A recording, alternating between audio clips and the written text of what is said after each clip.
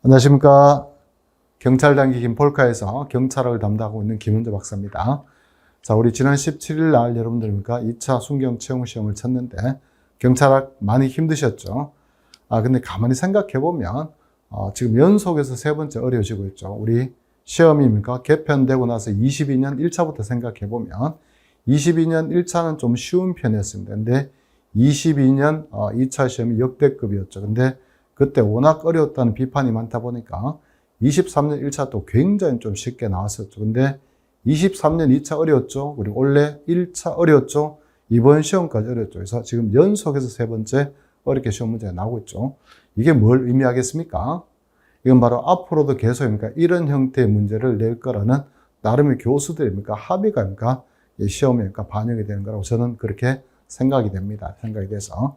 그동안 있죠. 예전에 경찰이 출제했던 그런 문제식의 문제보다는 정확한 이해죠. 이해를 통해서 진짜 능력 있는 경찰을 뽑겠다는 의지가 반영이 된 시험이라 이렇게 보이게 되는 겁니다. 그래서 우리 전체 총평을 잠깐 하면 일단 여러분들 난이도는 이번 시험 어려울 수밖에 없습니다. 어려운 내용이 되는데 제일 궁금한 게 여러분들 합격권이 제일 궁금할 텐데 생각보다 여러분들 어렵게 느꼈지만 또 생각보다 잘 친 친구들도 제법 있습니다. 제법 있기 때문에 특히 여경 같은 경우는 워낙 커튼이니까 높이 올라가는 형태이기 때문에 좀 안정권하고 가능권 이렇게 두 가지로 나눴는데 우리 80점 있죠? 80점이 되는 한 8개 정도 안으로 들어가면 여경도 나름대로 안정권에 들어가지 않을까 이렇게 생각을 하고 있고 근데 75점 전후죠. 75점 전후가 됐을 때는 조금 기대는 해볼 수 있는 정도지만 안정권이라 말하기는 좀 어려운 형태다 이렇게 보입니다.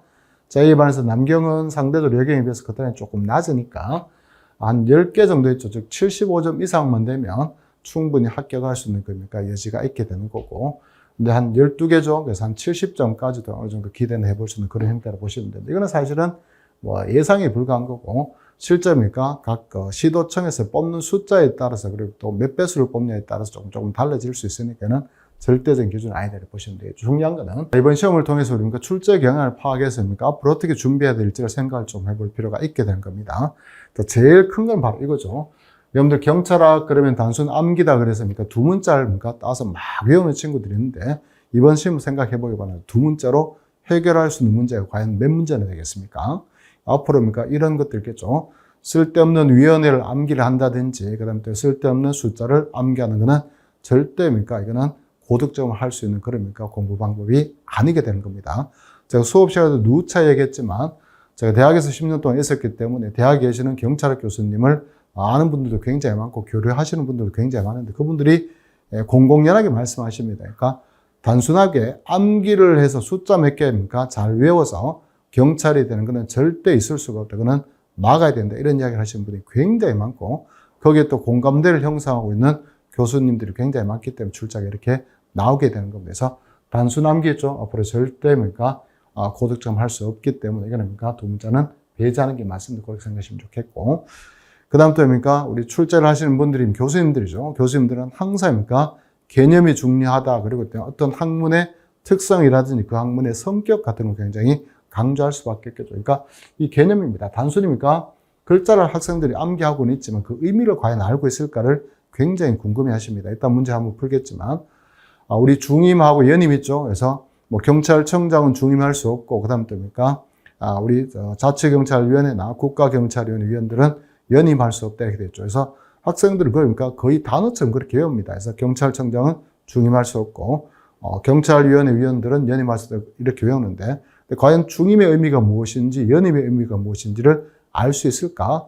그런 것들이 궁금했기 때문에 이번에 사례식 문제가 그렇게 나오게 된 겁니다. 제가 수업 시간에 늘 강조했었죠. 중임은 뭐라 했습니까? 중임은 평생도록 딱 한 번만 할 수 있는 걸 가지고 우리는 중임이다 그렇게 얘기하는 거죠. 그래서 중임할 수 없다는 말은 딱 한 번만 할 수 있다 이 말이기 때문에 당연히 했습니까?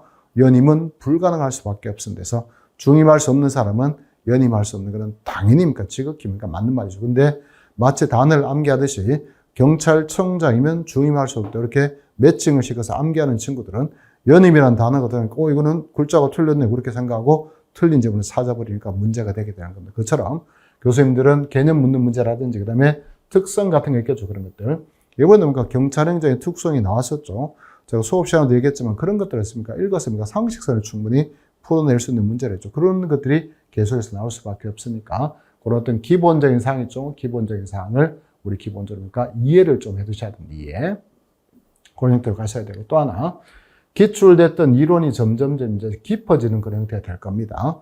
이것도 제가 수업 시간에 강조했던 것 중에 하나가 옛날에는 단순하게 사라 모델의 순서를 묻는 게 나왔다면 우리 최근에 기출됐던 게 뭐였습니까?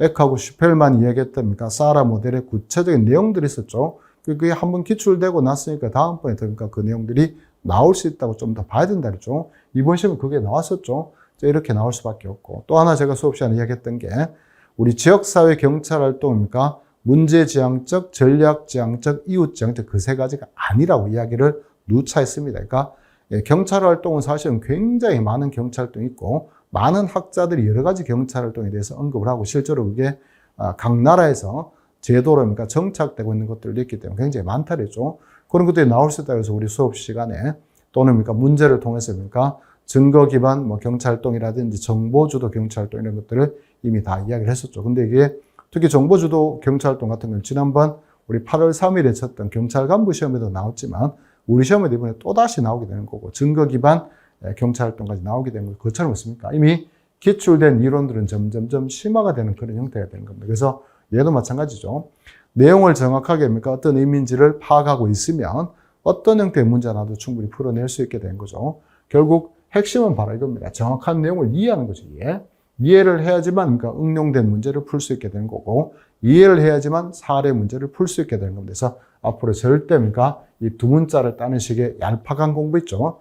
얄팍한 공부를 해서는 절대 있죠. 절대 그 시험에 합격할 수가 없게 되는 거고 이런 두 문자만 해도 괜찮다 이렇게 이야기하시는 분들 말은 절대 들어서 안 됩니다. 그러니까 잘못하면 인생 배린수가 있으니까 정확하게 공부하고 정도를 걷는 게 제일 중요합니다. 그렇게 말씀을 드리고 이제 구체적인 문제 있죠. 문제를 풀면서 어떤 지식적 내용을 보충하는 것보다도 이런 식의 문제들이 이렇게 나오고 있으니까 앞으로 어떻게 나올 건지를 한번 우리가 예상을 해보고 또 문제를 풀 때 이런 방식으로 푼다는 걸 한번 생각해 보면서 여러분들 능력을 조금 키워두실 필요가 있습니다. 그게 바로 기출 문제 해설하는 의의가 있는 겁니다. 단순히 오답하는 내용이 아닙니다. 오답하는 내용이 아니기 때문에 어떤 포인트를 잡아서 문제를 어떻게 풀지를 한번 생각해보고 따라와 주셔야 되는 겁니다. 자, 봅시다. 경찰에 관한 분류인데 여기서 포인트는 뭐냐면 보통 경찰기관이 안녕과 질서를 유지하기 위해서 이게 포인트입니다. 강제력이죠. 우리 강제력 행사 유무에 따른 경찰의 구분이 있죠. 달리 말하면 질과 내용에 따른 구분에 대한 표현을 쓰는데 질과 내용에 관한 것 때문에 학생들 두 문자를 따서 자꾸 외우다 보니까 이걸 강제력 행사 유무로 바꾸게 되는 거고 그걸 이제 이렇게 문장을 풀었을 뿐입니다. 그래서 강제력 유무니까 이거는 질서 경찰 아니면 봉사 경찰이 될 수밖에 없는데 강제를 수단에 따르죠. 수단. 그래서 더 이상 읽어볼 필요가 없습니다. 강제력을 수단으로 했기 때문에 얘는 뭐가 됩니까? 당연히 질서 경찰이 될 수밖에 없다. 그렇게 생각을 해 두셔야 됩니다. 나머지 내용은 읽어볼 필요도 없게 되는 거죠. 이렇게 해서 핵심적인 키워드를 뽑아내서 질문한 의도가 뭔지를 정확하게 파악할 수가 있어줘야 되는 겁니다. 1번 문제는 그렇게 푸시면 될 것 같고 우리 형식과 실질에 관한 것 중에 늘 시험 문제에 나오는 거죠. 적절하지 않은 것을 찾아라 이렇게 되는 첫 번째 보겠습니다. 실질적 의미의 경찰은 얘는 작용 중심이죠. 작용 중심. 그래서 우리 통치권을 근거로 해서 누가 하든지 간에 관계없죠. 통치권을 근거로 해서 소극적 질서 유지를 하기 위해서 권력적 작용하는 것을 경찰의 개념을 보자. 이게 바로 실질적 의미의 경찰이 되니까 작용 중심이 되는 겁니다. 작용 중심을 파악하는 것으로서 우리 일반 행정기관 있죠. 일반 행정기관이 안녕과 질서를 위해서 통치권 나오죠. 통치권을 근거로 해서 그다음 또 명령 강제를 하는 권력작용 있죠. 권력작용하는 거는 당연히 실질의 의미 경찰이 들어가죠. 우리 수업 시간에 ABC로 나왔는데 이거 바로 C에 들어가는 거죠. C에 들어가니까 이 보아야 한다 했으니까 1번 질문은 맞는 질문을 보시면 되겠고 두 번째 보겠습니다. 형식은 우리 실정법을 전제로 하죠. 법에 경찰의 임무로 규정되어 있기만 하면 권력적 작용이든 비권력 작용이든 전부 다 들어간다. 이게 바로 우리 형식의 의미 경찰이 되니까 그다음 법을 근거로 하죠. 법. 이 법을 근거로 하는데 법은 국가마다 다를 수밖에 없습니다. 그래서 경찰 활동의 범위가 법에 규정되어 있으니까 그 법은 국가마다 다를 수밖에 없는 거고 한 국가 내에서도 시간의 변화죠. 시간의 변화에 따라서 달라질 수밖에 없다는 겁니다. 그래서 경찰 임무 규정이 점점점 변화될 수밖에 없겠죠. 이번에 실제로 시험 문제도 나왔지만 예전에는 형사 절차였습니까? 피해자 보호에 대해서 별로 관심이 없었습니다. 근데 지금은 형사 절차, 특히 수사 단계에서부터 피해자 보호는 굉장히 중요한 문제가 됐기 때문에 원래 경찰의 임무조항이 있었죠. 우리 경찰법 3조하고 경직법 2조에 있는 그 임무조항에 범죄 피해자 보호는 규정이 없다가 최근에 그게 들어오게 된 거죠. 그것처럼 어떻습니까? 임무도 있죠. 임무도 뭡니까? 시간이 변화에 따라서 점점점 바뀔 수 있겠죠. 바뀔 수 있으니까 여기 2번 지문도 맞는 지문을 보시면 되겠고, 그 다음 업무의 독자성이 있느냐 없느냐에 따라서 다른 행정 업무를 하는 과정에서 그걸 수반해서입니까? 경찰 활동을 하는 거죠. 우리는 협의의 행정경찰도 그렇게 얘기하는 거고, 얘는 실질의 의미의 경찰에 해당하는 거 맞죠? 그래서 우리 ABC로 구분하면 C에 들어가는 이야기가 되는 거고, 그 다음에 형식적 의미의 경찰에는 해당하지 않는, 형식 의미의 경찰이 A 또는 B죠. A 또는 B니까 그 C는 A, B에 들어가지 않으니까 3번 질문도 맞는 질문이다. 이런 것들은 우리 수업 시간에 강조했던 것처럼 그 기본적인 구조가 머릿속에 딱 들어가 있으면 절대 틀릴 일이 없게 된다. 이렇게 생각을 해 두시면 되는 겁니다. 자, 그 다음 보통 경찰 기관의 범죄 예방 및 정보 수집 작성 배포 활동이죠. 이게 실질적 의미의 경찰뿐만 아니라 형식적 의미의 경찰에도 해당되지 않는다. 그렇기 때문에 우리 딴 거 볼 필요 없습니다. 정보 수집 생각하면 됩니다. 우리 정보경찰 활동이죠. 정보경찰은 주체는 바로 경찰이죠. 주체는 바로 경찰이고, 그 다음 또 뭐 됩니까? 그 다음 또 우리 정보 수집은 강제로 할 수 없고 임의적인 방법으로 할 수 있으니까 얘는 뭡니까? 비권력이죠, 비권력. 이렇게 된 건 정보 수집 딴 거 볼 필요 없습니다. 이것만 보면 뭐가 됩니까? A가 되죠. A가 되니까 얘는 순수한 형식 의미의 경찰이 들어가니까 당연히 형식적 의미의 경찰에 해당한다고 보는 게 맞겠죠. 근데 해당하지 않는다. 그랬으니까 이게 틀렸다더라 보시면 되겠습니다.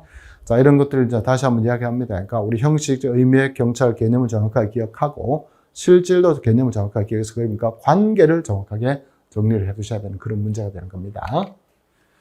자, 사라 모형이 나왔었죠. 사라 모형에 대한 설명으로 가장 적절하지 않은 것은 틀린 것을 찾아라 이렇게 되는데 조사 단계입니다.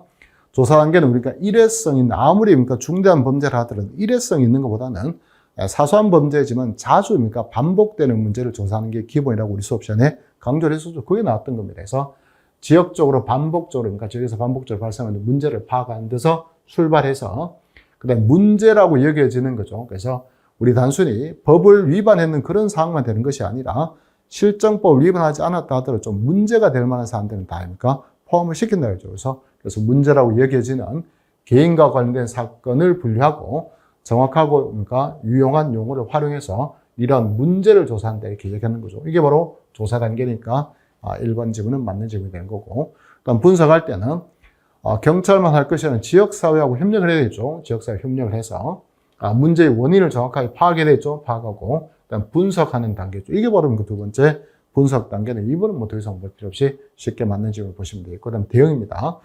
대응은 그러니까 경찰이 가지고 있는 자원만 가지고 또는 그러니까 인력만 가지고 한계가 있으면 항상 그러니까 시민과 협조하는 형태가 제일 좋다 그랬죠. 그걸 설명하는 겁니다. 그래서 경찰이 가지고 있는 자원과 역량만으로는 한계가 있죠. 한계가 있으니까 경찰관은 지역사회죠. 지역사회 내에 여러 다른 기관들과 협력해서 영광을 추구하는 이게 제일 좋은 방향이 이렇게 설명을 했었죠. 그래서 3번 지문도 맞는 지문이 되는 거고, 우리 평가 단계는 2단계라고 설명했습니다. 그래서 실제로 대응했는 게 제대로 됐는지를 확인하는 과정평가가 있고, 그다음 그 과정을 제대로 했는지 평가가 되고 나면 그 다음에 효과가 있었다 없었다를 판단해 줘야 되겠죠. 그래서 우리 과정평가가 먼저고 나중에 우리 효과평가 온다고 수업 시간에 이야기를 했었죠. 그걸 이야기하는 겁니다. 그래서 대응의 적절성을 평가하기 위해서 효과평가하고 그다음에 결과평가 이렇게 나오는데 결과평가라는 단어는 없습니다. 그래서 과정이 제대로 됐는지를 평가하는 과정평가, 그리고 과정이 제대로 됐다면 실제로 효과가 있었을까 없을까라는 바로 과정평가가 나와야 되는 과정평가. 그래서 그러니까 4번 지문이 잘못됐다는 걸 이야기를 했었죠. 이것도 우리 수업 시간에 몇 번 이야기했던 그런 내용이니까 충분히 우리 학생들은 답을 찾았으리라고 생각합니다. 앞으로 더 나오겠죠. 이제 범죄 삼각형 같은 거 우리 강조했었죠. 다음번 문제는 틀림없이 범죄 삼각형 관련된 문제가 나올 수 있으니까 그런 것들을 생각을 해 두셔야 되는 겁니다. 자, 그럼 4번이 여기 좀 어려웠을 건데, 이게 그러니까 읽어보면 사실은 별게 없어요. 특수성에 관한 문제죠. 이런 것들은 제가 늘 이야기했습니다. 개념에 관한 문제 또는 성격에 관한 문제는 굉장히 상식적인 문장이 들어있기 때문에 내용들만 잘니까 꼼꼼하게 읽어보다면 충분히 우리가 처음 보는 내용이라도 답을 찾을 수가 있다고 말씀을 드렸죠. 자, 보도록 하겠습니다. 자, 경찰은 각종의 위험이죠. 위험을 제거하는 게 경찰의 주요 임무죠. 주요 임무이기 때문에 그 수단으로서 특히 명령 강제죠. 권력 제공하는 게 우리 경찰이니까 명령 강제든 경찰권을 발동할 수 있으며 필요한 경우에 실력 행사하죠. 실력 행사를 하기 위해서입니까? 우리 뭘 한다? 무기와 장구를 휴대하는 이유가 뭡니까? 그만큼입니까? 경찰의 업무는입니까? 위험성이 있기 때문이죠. 위험성이 있기 때문에 무기와 장구를 휴대한다. 그렇게 볼 수 있으니까 여기 있는 지구는 맞는 지구를 보시면 되겠습니다. 자, 두 번째, 경찰 조직이죠. 여기 이제 함정인 겁니다. 경찰 조직이 어쩌고 저쩌고 그러니까 조직성 이렇게 해서 맞는 거다 이렇게 생각할 수 있겠죠. 학생들은 항상입니까? 앞에 보고 뒤에 보고 그냥 연결시켜 보니까 내용을 잘 안 보게 되는 겁니다. 그래서 내용을 잘 보셔야 됩니다. 그래서 예측하기 어렵죠. 예측하기 어려운 다양한 사안이죠. 다양한 사안에 대해서 고도의 민첩성을 갖춘다 이렇게 되는데 중요한 건 바로 이겁니다. 예측하기 어려운 다양한 사안입니다. 다양한 사안. 그 다양한 사안에 대해서 고도의 민첩성을 갖추고 다른 부서하고 또는 다른 직원들하고 유기적인 공조 체계를 갖춰야 되겠죠. 갖춰서 또 힌트를 주는 겁니다. 돌발적이죠. 돌발적으로 발생하는 사건들 있겠죠. 사건들에 즉시 대응을 해야 된다. 이게 바로 뭡니까? 바로 돌발성이 됩니다. 돌발성. 그래서 이렇게 연결돼줘야 되는 게 뭡니까? 조직성이다. 이렇게 해서 잘못된 거죠. 조직성입니까? 이게 치밀하게입니까? 구성됐다. 치밀하게 조직됐다. 이런 표현이 나와야 됩니다. 이런 표현이 나와야지 여기 조직성을 연결될 수 있으니까 이번 질문은 잘못됐다 보시면 되죠. 그러니까 단순히 글자 가지고 판단할 것이 아니라 의미를 한번 생각해 보면 이거는 조직성보다 그러니까 경찰의 어떤 행정 자체가 돌발적인 변수가 굉장히 많죠. 그런 걸 위해서입니까? 유기적인 관계를 맺어두라 이런 의미이기 때문에 조직성이라기보다는 이거는 돌발성과 관계다 이렇게 생각을 해 두셔야 됩니다. 한번 나왔기 때문에 다음번에 또 이 문제가 나올 수밖에 없다는 겁니다. 그렇게 정리하시면 되겠고 3번 봅시다. 경찰 업무는 대부분 즉시 해결하지 못하죠. 즉시 해결하지 못하면 그때 피해 회복이죠. 피해 회복이 영원히 불가능한 경우도 생기죠. 또는 현재 어려운 경우가 생기기 때문에 돌발적으로 발생하는 경찰 수요의 즉시 대응이죠. 이 즉시 대응 포인트입니다. 즉시 대응하기 위해서는 기동 장비를 확보해야 된다. 그 다음에 또 초동 대처 시간을 단축해야 된다. 이게 바로 빨리빨리 대처해야 된다는 바로 기동성을 이야기하는 거죠. 기동성을 이야기하니까 여기 있는 3번 질문은 맞는 질문이라고 보시면 되겠고. 다음 경찰은 본질적으로 안녕과 질서를 유지하기 위해서 명령 강제를 하는 거죠. 즉 권력적 작용을 하는 거니까 경찰 활동은 권력성이 있을 수밖에 없겠죠. 그래서 마지막에 있는 권력성이 인정된다 보시면 되겠습니다. 물론 시험이라는 게 굉장히 긴장감도 크고 또 다른 과목에서 좀 충격을 받아가지고 좀 흔들릴 수도 있기 때문에 실제로 그런 게 잘 안 보일 수도 있겠지만 근데 우리 흔한 속담이죠. 꼰대처럼 이야기하면 호랑이한테 물려가도 정신만 바짝 차리니까 충분히 살아날 수 있다고 똑같은 겁니다. 조금만 신경을 쓰고 조금만 차분하게 문제를 보면 충분히 답을 찾을 수 있는데 그게 잘 안 되기 때문이죠. 그러니까 성격을 좀 차분하게 만드는 것도 시험에 도움이 되는 방법 중에 하나인 겁니다. 어쨌든 이런 문제는 그렇게 풀어주시면 될 것 같고 그 다음에 이 문제가 바로 그거죠. 제가 라이브 토크쇼도 이야기했지만 아까 얘기했습니다. 이 법이란 건 항상 트렌드가 있습니다. 그 트렌드에 맞춰서 법이 개정되기 때문에 트렌드를 잘 좀 기억을 하면 충분히 문제를 풀 수 있다는 겁니다. 아니면 이거를 어떤 개정 과정이 있죠. 개정 과정을 다 외울 수 있습니까? 절대 외울 수가 없고 출제자도 마찬가지입니다. 개정 과정을 외우라는 취지로 절대 이런 걸 내지 않습니다. 절대 이런 걸 내지 않기 때문에 이거는 취지를 알고 있나 모르고 있나 그런 내용이 되는 겁니다. 그래서 아까 했던 이야기 그대로입니다. 최근 우리 형사사법 절차에서 피해자 보호 굉장히 중요하다 보니까 이 피해자 보호라는 게 경찰의 의무에 들어갈 수밖에 없는 것이고 이거는 옛날에 규정된 것이라기보다는 최근에 규정된 걸로 보는 게 맞겠죠. 이런 문제는 그렇게밖에 풀 수 없습니다. 그러니까 그래서 이 정답은 4번을 보시면 되겠죠. 자, 5번 문제는 그렇게 정리를 하시면 될 것 같고 관할 문제는 굉장히 쉽게 나왔습니다. 그래서 처리할 수 있고 처리해야 되는 사무의 내용이 우리 사물 관할이 되는 거고 우리 경찰법 3조하고 경직법 2조에 있는 게 바로 사물 관할이 되니까 여기는 2번 점 맞는 질문이 되는 거고 그 다음에 법정에서의 질서 유지를 위해서 인정되면 개정 전에 한해서 이게 틀렸죠. 개정 전후입니다. 전후. 구도 들어가야 되죠. 전후와 관계없이 서장한테 경찰권 파견을 요구할 수다. 이런 것은 실제로 거저주는 문제죠. 학급 문제는 학급 문제. 그렇게 보시면 되겠고 현행 범인 경우를 제외하고 회기 중이죠. 회기 중일 때는 동의 없이는 체포 구금할 수가 없도록 돼 있고 그다음 회기 전에 체포 구금됐다 하더라도 현행 범인이 아니라면 요구가 있으면 풀어줘야 되죠. 속박되는데 이게 바로 불체포 특권이니까 3번 질문 맞는 질문이라고 보시면 되겠고 그다음 지역 관할하고 인적 관할은 기본적으로 광의의 경찰권, 수사권을 포함한 거죠. 수사권을 포함했는 경찰권이 어떤 동네까지 미칠 것인가 또는 누구한테 미칠 것인가 이게 바랍니까? 지역관할, 인적관할이 되는 것으로 그렇게 보시면 되겠습니다. 그래서 그걸 이야기하고 광역경찰권은 협의경찰권하고 수사권하고 그다음 우리 서비스 같은 비권력적 활동을 포함하는 개념이 바로 광역 개념이니까 마지막에 있는 4번 질문 맞는 질문이 되겠죠. 이거는 굉장히 쉬운 문제 중에 하나입니다. 자, 경찰의 기본임 이것도 쉬운 내용이죠. 그래서 우리 첫 번째 보니까 중앙정부의 경찰권을 자치단체에 위임한다. 이 말은 뭡니까? 권한을 뭡니까? 분산시키는 거죠. 권력을 분산시키는 겁니다. 우리 기본적으로 민주주의가 제대로 먹히려고 그러면 권한이 집중되어 있을 때는 국민의 뜻에 따라서 권력자들이 움직이지 않습니다. 그래서 권한을 분산시켜줘야 되니까 자치단체 위임한다 이렇게 이야기를 하고 있게 된 거고 그리고 여러 가지 제도죠. 제도를 통해서 경찰에 대한 민주적 통제하고 그다음에 참여 장치를 말하는 건 바로 이는 법치주의가 아니라 민주주의와 관계되어 있다고 보셔야 되겠죠. 그래서 1번 질문 바로 틀린 답이다 생각하시면 될 것 같고 그다음에 국민 전체에 대한 봉사자이기 때문에 국민의 책임제도 이건 두말 필요 없이 정책 중립주의가 되는 거고 그다음에 경찰의 임무 수행은 국민이죠. 국민을 위해서 행하는 것이며 국민한테서 경찰권을 부여받은 것이다. 이게 바로 우리 헌법에 있는 국민 주권주의에 따라 민주주의를 이야기하는 거죠. 그래서 여기 있는 3번 질문도 맞는 질문이 되는 거고 그다음 직무를 수행할 때 헌법과 법률에 따라서 자유와 권리뿐만 아니라 모든 개인이 가지는 불가침의 기본적인 인권을 보호해야 된다. 이거 바로 인권 존중주의니까 얘도 더 이상 볼 필요 없죠. 이것도 실제로 굉장히 쉬운 난이도가 학급의 문제다라고 보시면 되겠습니다.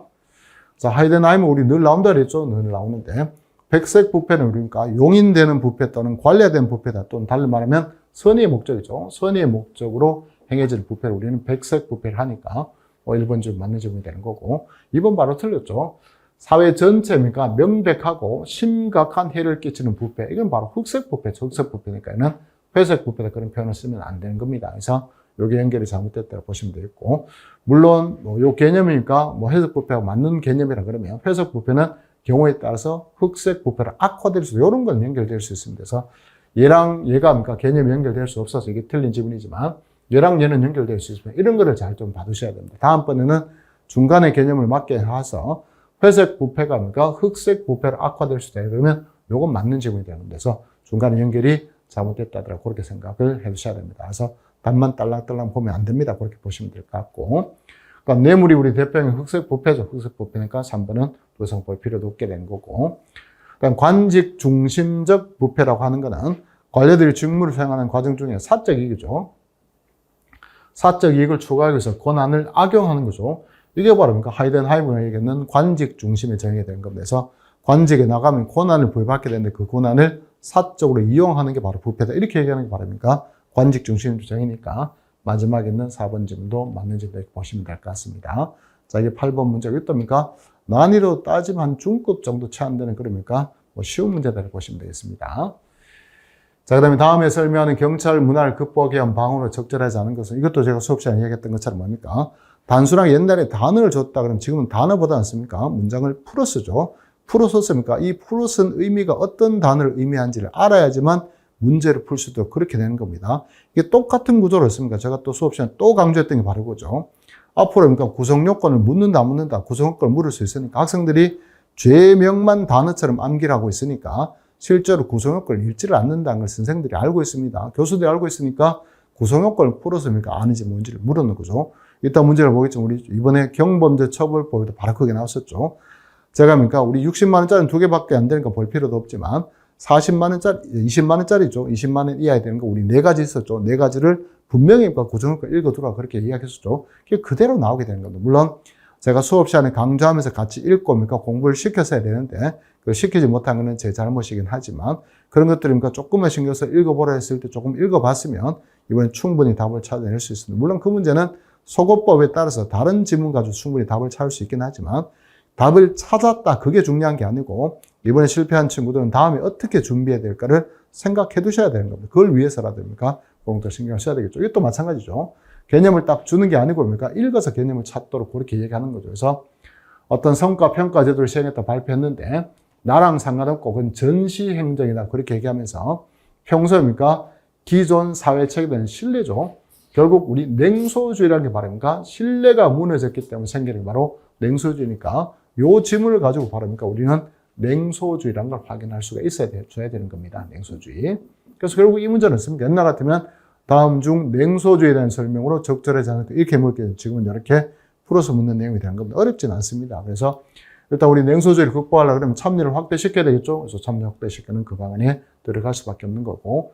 업무량과 성과에 대해서 적절한 보상이 있겠죠. 우리 Y 이론적 관리를 해줘야 되는데 민족 관리죠. 민족 관리입니다. 적절한 보상을 해주는 게 굉장히 중요한 문제니까 적절한 보상을 강조하는 것까지는 맞죠. 맞는데 문제는 관리층이 적극적으로 개입하고 통제하는 임무를 맡아야 된다. 이건 아니죠. 통제하는 건 우리입니까? X론적 관리이기 때문에 통제 관리보다는 어떻습니까? 기본적으로 민족 관리를 해줘야 되니까 이 뒷부분 때문에 2번 점은 틀렸다고 보시면 되겠고, 그다음 신뢰가 무너져서 생기는 게 냉소주의니까 신뢰를 회복하면 되겠죠. 그래서 신뢰 회복하기 위해서 노력을 해줘야 되면 당연한 말이 되는 거고, 그다음에 상급자 일방적 지시와 명령을 줄여야 되겠죠. 줄이고 상위 하달의 의사소통 과정을 좀 개선해야 돼요. 개선해서 아래 사람들 의견을 위 사람들 좀 듣고 반영을 조금 해주는 게 맞겠죠. 그런 형태로 가는 게 맞다는 게 바라니까 우리 냉소주의를 극복하는 방안이니까 그렇게 체크를 조금 해주시면 됩니다. 이건 너무 쉬운 거죠. 그래서 그러니까 자신이죠. 자신이 소속된 친목단체 회원에 딸린 건 괜찮은데 배우자의 친목단체까지 있죠. 거기까지는 좀 심하죠. 심하니까 3번은 틀렸다 보시면 되고요. 단순한 조문 문제죠. 이런 것들이 그야말로 학급 문제가 되는 겁니다. 그렇게 보시면 될 것 같고 11번 보겠습니다. 이것도 길게 나왔지만 어렵지는 않습니다. 그래서 적절하지 않은 것은 그렇게 됐는데 전략의 주요한 기능은 보행로라든지 조경 등이죠. 조경 등을 통해서 일정한 공간을 유도하는 거죠. 유도하는 게 바로니까 접근 통제가 되는 거고 동시에 허가받지 않은 사람들의 진출입을 차단하는 거죠. 차단하고 목표물로의 접근을 막고 대상물을 강화를 통해서 심리적 부담을 주는 거죠. 이게 바로니까 접근 통제가 되니까 1번 질문은 맞는 질문이 되겠죠. 그러니까 평소에 보던 질문은 약간 다르죠. 약간 다르지만 내용만 보면 특별히 문제가 없으니까 접근 통제라고 확인을 할 수 있게 될 겁니다. 그렇게 보시면 되겠고. 그다음에 두 번째 보니까 그 영역성 전략의 그러니까 물리적 디자인은 사용자들이었습니까? 소유권과 점유권이죠. 점유권 개념을 발전을 시켜줘. 발전을 시켜서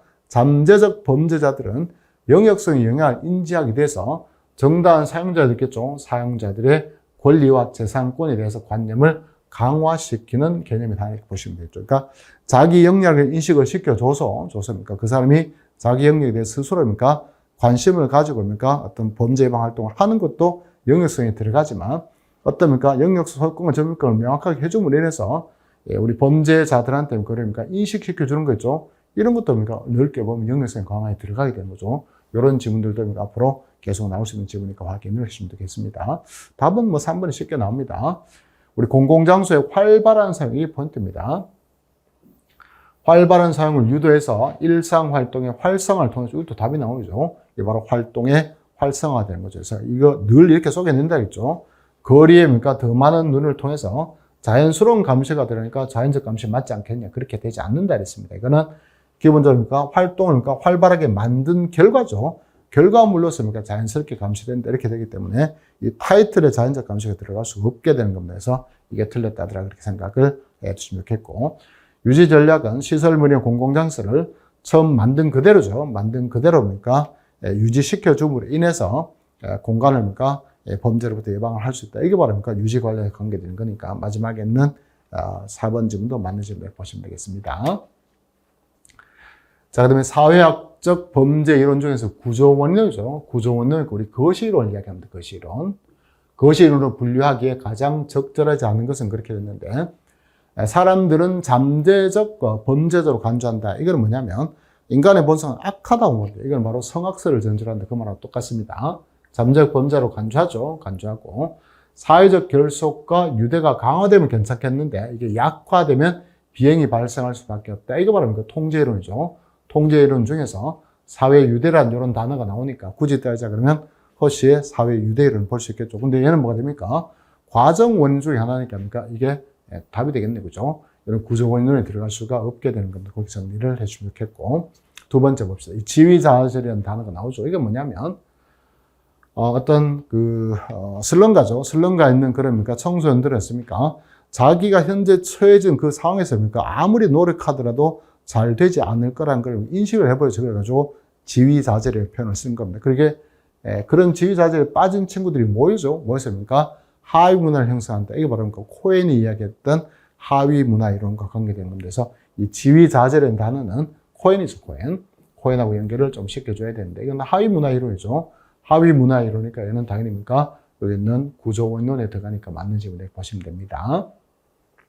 그다음 무규범 상태 나왔죠. 아노미 이론이죠. 아노미 이론도 당연히 구조원론에 들어가게 되는 거고, 그다음 산업화 및 도시화 과정에서 사회 조직이 극도로 해체돼도 사회 해체론이죠. 쇼하고 이렇게 사회 해체론이니까 두 말 할 필요 없습니까? 이거는 구조원론에 들어간 데를 보시면 되겠습니다. 그래서 이것도 마찬가지죠. 문제는 좀 쉽게 나왔지만 옛날 같으면 학설 제보만 딸랑딸랑 내서 이게 거시 이론인지 미시 이론인지 이렇게 물었다 그러면 지금은 학설의 내용을 풀어쓰죠. 풀어서 이게 어떤 학설인지를 알아야지만 문제를 풀 수 있도록 그렇게 만들어주는 겁니다. 근데 비교적 좀 쉬운 문제 중에 하나입니다.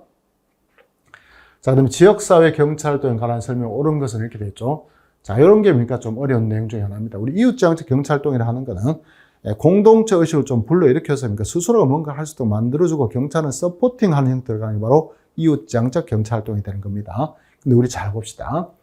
경찰하고 지역 주민 사이에 좋은 관계를 유지하죠. 이게 유기적 관계라는 걸 얘기합니다. 유기적 관계를 유지하고 경찰 활동을 널리 알리죠. 널리니까 지역 주민한테 이해를 시킨다. 이게 알리는 거죠. 알려서. 그 다음에 지역 주민의 적극적 참여 있겠죠. 적극적 참여를 유도해서 경찰 활동하는 거. 이게 바로 뭡니까? 이건 사실은 여러분들 여기에서 배운 게 아니라 지역사회 경찰활동에서 배운 게 아니고 어디서 배운 거냐 그러면 바로 우리 경찰 홍보활동에 배웠습니다. 경찰활동 홍보활동이 뭐가 있었습니까? 우리 경찰하고 지역사회 공동체 관계를 쓰니까 PC라고 여러분들 배운 적 있죠? 이게 바로 이겁니다, 이거. 그래서 요거는 사실은 지역사회 경찰활동과 약간 차이가 있다는 점에서 구별 개념을 이야기하는 게 바로니까 경찰하고 그 다음에 지역 공동체 관계다 이런 표현을 쓰는 거죠. 그러니까 이게 바로 여기는 요 내용이 되니까 이웃지향적 경찰활동은 전혀 연결이 될 수가 없겠죠. 그래서 얘가 틀렸다더라 그렇게 생각을 해 두시면 되는 겁니다. 자, 그 다음에 두 번째 보니까 문제지향적이죠. 문제지향적 경찰활동은 반복된 사건을 야기하는 근본적 원인이죠. 이 근본적 원인을 해결해야 된다는 주장을 하면서 그다음에 재량을 줘야 되겠죠. 재량을 주고 분석 자료를 제공하고 그다음에 대중정보와 비평까지 적극적으로 수행했으니까 케이스 바이 케이스로 해결하자. 이게 바로 뭐가 됩니까? 문제지향적 경찰활동이니까 여기에 맞는 질문이라고 보시면 되겠고, 그 다음에 치안 유지를 위한 각 기관들이 정보 취합이죠. 이게 제일 중요합니다. 정보를 취합해서 그걸 잘 활용해서 경찰활동하자. 이게 바로 정보주도 경찰활동이 되는 거죠. 그래서 정보 취합과 활용 그리고 지역사회 참여를 업무 처리 방식의 틀로 사용한 거예요. 틀로 사용해서 우리 지리정보 시스템 이런 표현을 쓰는 거죠. 사건 분석을 해서 지리정보 시스템을 활용하는 건데 사실은 지리정보 시스템을 활용하는 것도 사실은 정보주도 경찰활동 연결되기는 좀 어렵습니다. 이거는 정보주도 경찰활동이라기보다는 우리 핫스팟이 있습니다. 핫스팟. 핫스팟입니까? 경찰활동에서 이런 내용이 있죠. 이거는 뭐냐면 범죄가 많이 일어난 지역이죠. 범죄가 많이 일어난 지역을 우리 지리적 프로파일링을 통해서 하는 거죠. 이거는 사실은 요가 연결되니까 정보주도 경찰활동과 연결될 수가 없습니다. 어쨌든 앞문장 있죠. 앞문장은 정보주도 경찰활동이 되는 거고 뒷문장은 범죄 다발적 경찰활동이 되는 거니까 어쨌든 전략지향적 경찰활동과 연결될 수가 없죠. 그래서 얘가 틀렸다더라 생각을 해주시면 좋겠고, 리얼번은 우리 아마 이게 문제집인지 아니면 제가 OX 문제인지 아니면 모의고사 문제인지 분명히 한번 준 기억이 납니다. 그래서 증거 기반 경찰활동은 딴 거 없으면 바로 증거죠. 과학적 또는 의학적 증거입니다. 증거를 토대로 해서 사건을 해결하고 경찰활동을 하는 것을 우리는 증거 기반 경찰활동이다. 그래서 항상 우리 제목이 뭐랬습니까? 모든 내용을 다 포함하고 있기 때문에 제목만 잘 해석해도 내용을 확인할 수 있다 했죠. 그래서 마지막의 내용들은 맞는 내용을 보시면 됩니다. 이거에도 굉장히 많습니다. 그러니까 스마트 경찰활동 이런 것도 있고 그런 여러 가지 것들이겠죠. 그래서 앞으로 이런 것들이 계속해서 나올 수밖에 없으니까 공부를 좀 해야 되는 부분에 들어가게 되는 겁니다. 그래서 13번 문제는 그렇게 풀어주시면 될 것 같고, 14번 우리 늘 봤던 거죠. 그래서 미군 정식에 관한 설명으로 적절하지 않은 것은 그렇게 각종 악법이 폐지됐죠. 폐지됐기 때문에 법적 정비가 이루어졌다 했으니까 요즘은 맞는 지문이 되는 거고, 그 다음에 이 당시에 우리 영미의 영향을 받았으니까 수사권이 독립되죠. 독립되고 수사는 경찰이 하고 기소는 검사가 하는 체제가 도입됐죠. 도입됐으니까 이반질도 맞는 지문이 되는 거고, 그 다음 경무국을 경무부로 격상을 시켰죠. 격상을 시켜서 기존의 경무국의 과를 당연히 격상이 됐으니까 이것도 부서가 올라가야 되겠죠. 레벨로. 그러니까 국으로 승격됐다 했으니까 여기는 3번 지문도 맞는 지문이 되는 거고. 그 다음 앞에 포고령은 되게 중요한 거 아닙니다. 그래서 미군들 실시했는데 일제강점기 시대 경찰력을 현직에 청산했습니까? 청산하지 못했죠. 그 사람들을 그대로 받아들였기 때문에 미군 정시가 좀 비판을 받고 있는 그런 내용이 되는 거죠. 그래서 뭐 4번 틀렸다는 쉽게 확인할 수 있을 겁니다. 자, 우리 15번 비교경찰이죠. 비교경찰도 우리 포기하지 말고 한 문제 나올 수 있으니까 정리하라겠죠. 문제는 어렵지 않게 쉽게 나왔습니다. 자, 우리 일본은 늘 이야기했던 게 수사를 있죠. 우리 개시하고 그다음에 진행을 할 수 있지만 종결할 수 없다기 때문에 1번 지금 틀릴 때를 보시면 되겠고. 자, 우리 프랑스죠. 프랑스는 수사의 주체가 수사판사라는 표현이 있습니다. 수사판사. 그리고 검사죠. 검사. 그 다음에 요거고. 그 다음에 국립경찰도 소속의 사법경찰뿐만 아니라 사법경찰 활동을 하는 군경찰이죠. 군경찰도 기본적으로 수사판사 또는 검사의 수사지휘를 받도록 되는 거죠. 이게 뭡니까? 프랑스식 제도가 되는 겁니다. 모르면 우리 어떻게 하겠습니까? 세금 표시하고 넘어가도 괜찮겠죠? 어쨌든 2번 지문은 맞는 지문이 되는 거고. 3번 봅시다. 독일에서는 주별로죠. 주별로. 법률이 독자적으로 제정 운영되는 거 맞고, 그 다음에 주경찰 중심 맞습니다. 주경찰 중심으로 일반적 경찰권을 행사하는데, 수사권 있죠. 수사권이 있어서 통일적 업무를 수행하기 위해서 이 연방범죄수사청 있죠. 연방범죄수사청이 주 소속의 수사경찰을 지휘감독하지는 않습니다. 이거 항상 우리 주에 있는 어떤 기관하고, 그 다음에 연방에 있는 기관은 이건 독립된 기관입니다. 독립된 기관이니까 상호 협력하는 기관은 될 수 있지만 지휘 감독하는 관계는 있지 않는다 그랬죠. 그래서 여기는 3번 지금도 틀렸다 보시면 되겠고. 미국 경찰에는 기본적으로 지방경찰, 주경찰, 연방경찰이 존재하는데 이 중에서 우리 가장 광범위하죠. 광범위한 경찰권을 행사하는 게 바로 도시경찰이죠. 도시경찰. 그래서 우리 지방경찰하고 도시경찰 이렇게 부르기 때문에 주경찰이기 때문에 얘가 틀렸다 보시면 되겠죠. 결국 우리가 공부한 데서 다 나온 게 외국 경찰인 거 이렇게 정리를 하시면 되는 겁니다. 그 다음에 행정법상 비례 원칙에 관한 설명으로 적절하지 않은 것은 굉장히 쉽게 나왔습니다. 개념 문제죠. 그래서 행정 목적하고 수단 사이에 합리적 비례 관계가 있어야 된다는 거 가지고 비례 원칙의 일반적 개념을 이야기하는 거고. 두 번째, 비례 원칙은 헌법 규정하고 그다음에 행정기본법하고 경직법에 대한 그 비례 원칙이 다 규정되어 있죠. 이 조문 틀리게 내지 않습니다. 틀리지 않고 그렇게 보시면 될 것 같고. 그다음에 세 번째 보니까 행정조치는 설정된 목적 달성에서 필요 최소한이죠. 필요 최소 한도 내에서 이루어져야 되는데 이게 뭐랍니까? 최소 침해 원칙에서 우리 적필상에서 필요성이 되겠죠. 필요성.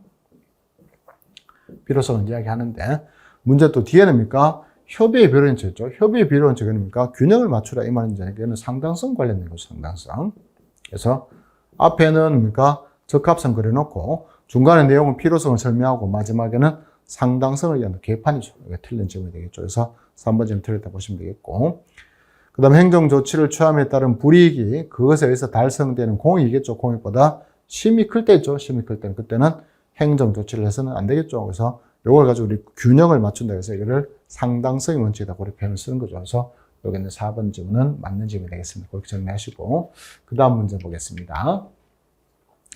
자, 우리 법령 공포에 관한 법이 나왔었죠. 이게 우리 행정법 특강 시간에 법령 공포에 관한 법이 다른 그 시험에서는 굉장히 좀 나오는 편이기 때문에 좀 보자 그러면서 그때 조문도 좀 줬습니다. 줬는데 거기에 관한 문제가 나왔었죠. 물론 우리 그러니까 정답점을 본 건 아니지만 요 뒤에 점을 봤습니다. 우리 대통령하고 그다음 또 총리하고 불행이죠. 불행은 특별한 규정이 없어요. 20일이죠. 20일이 경과되면 효력이 발생하는데 이렇게 되는데 그거 뭐가 틀리냐? 이게 틀렸습니다. 법률도 똑같습니다. 똑같이 20일이 경과되면 효력이 발생하는데 근데 근거법이 법령 공포에 관한 법률이 아니라 이거는 헌법에 규정되어 있습니다. 헌법. 그래서 여기는 뭡니까? 법률은 그 때문에 틀렸다고 보시면 되겠고. 그 다음에 우리 두 번째 거 이걸 본 적이 있습니다. 국회의장의 법률 공포는 서울특별시에서 발행하는 둘 이상 일간신문 있죠. 이게 왜 건보에 게재하지 않냐고 우리 설명을 했던 겁니다. 그래서 원래 뭡니까? 국회 의결되면 그때 공포는 대통령이기 때문에 대통령이 넘기는데 대통령이 공포를 안 한다. 그럼 그때 했습니까? 누가 공포를 하냐면 국회에서 공포를 하는데 관보를 운영하는 겁니까? 우리 행정부에서 운영하는 거기 때문에 그는 관보에 게재할 수가 없고 일간신문에 게재한다고 그렇게 설명했었죠. 이게 우리 봤던 점이니까 이건 맞는 질문이 된다 보시면 되겠고. 그럼 3번에 보니까 공포일 또는 공고일은 두말 필요도 없겠죠. 관보에 게재하면 관보가 발행된 날이 되는 거고, 일간신문에 게재하면 신문에 발행된 날이 되겠죠. 이것도 당연히 맞는 내용이 보시면 되겠고, 그다음 헌법 개정 등과 같은 내용들하고 공포죠. 공포 관련된 내용하고, 그다음 헌법 개정안 예산 및 예산 이외에 국고 부담 계획이 공고했죠. 즉 공포가 됐든 공보가 됐든 원칙적입니까? 관보에 게재하면 성립한다. 이것도 우리 본 적 있죠. 그래서 물론 이 조문을 상세히 본 적 없고 헌법 조문 이야기한 적은 없지만 관련된 조문을 공부했기 때문에 이런 것들도 충분히니까 조금만 침착하면 풀을 수가 있었을 거라고 생각이 됩니다. 어쨌든 이런 문제 앞으로 나올 가능성이 있습니다. 그 다음에 무효로 볼 수 있는 경우가 아닌 것을 이렇게 해서 우리 무효 취소 사유를 늘 행정부에서 묻는다 했죠. 묻기 때문에 이런 것들은 좀 생각을 좀 해주셔야 됩니다. 첫 번째 보니까 음주 단속을 한 경찰관 명의죠. 이게 포인트입니다. 경찰관 명의를 행한 운전면허 정지 처분 효력이 돼야 되는데 원래 했습니까? 원래 시도경찰청장 해야 되는 거를 경찰서장한테 위임을 했다 그러면 경찰관이 했습니까? 경찰서장을 대신해서 할 수는 있겠죠. 근데 경찰관 명의를 한다는 것은 중대 명백한 하자가 있으니까 이거는 무효사율에 들어간다 이렇게 보시면 되겠죠. 이렇게 보시면 되겠고, 두 번째, 이건 여러분들 아마 헌법 시간에도 배웠다고 이야기를 들었는데 임용권자의 과실이죠. 과실은 임용 결격자에 대한 임용행위. 일단은 임용 결격자죠. 결격자에 대해서 임용을 하는 것은 굉장히 잘못된 일이죠. 잘못된 일이니까 이거는 뭐 됩니까? 중대 명백한 하자가 있으니까 이거는 당연 무효가 된다고 그렇게 정리를 해 두시면 좋겠고, 그다음 행정처분의 방식, 즉 문서주의죠. 문서주의인데 이 문서주의를 위반했는 건 굉장히 중대 명백한 해지를 보는 이유가 뭐냐면 그 내용들을 정확하게 그렇게 문서를 통해서 이야기함으로 인해서 상대방 있죠. 처분의 상대방을 보호하기 위한 내용이기 때문에 이 절차적으로 굉장히 중요한 내용이 들어가니까 원리 위반했을 때는 기본적으로 무효가 된다 그렇게 보시면 되겠죠. 근데 요거는 기본적으로 의원 면직, 이게 포인트입니다. 면직인데 원해서 면직시키는 거죠.